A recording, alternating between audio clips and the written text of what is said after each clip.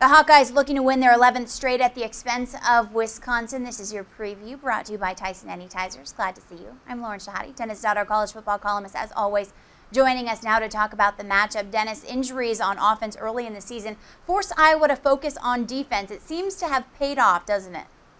Yeah, I mean, that's the way they win. That's their MO. They have a great defensive line, a great front seven. They have a budding All-American in the back in Tyler Sash, who has 5 interceptions. So that's the way it's going to be. That's not going to change. They gave up 28 to Michigan last week, but I think that was an anomaly. I think it's because of the offense that Michigan runs. Wisconsin's a little more conventional. Dennis, we saw the Wisconsin offensive line struggle against Ohio State. How does that get remedied this week?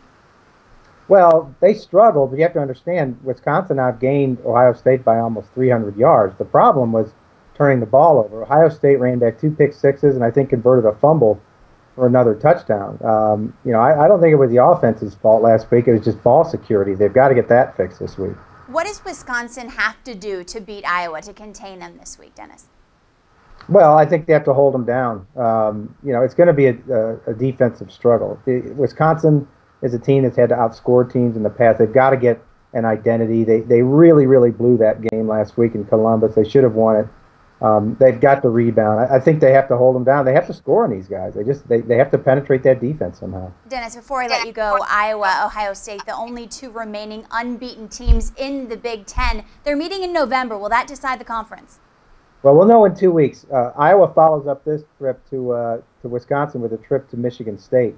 That's 2 back-to-back road games in the Big Ten against quality opponents. They're going to have to win those to set that up, because after that they have Indiana and Northwestern just to set that up. So it's going to be really hard. Iowa's not a complete team. Again, they've won those 3 games this season by 3 points or less.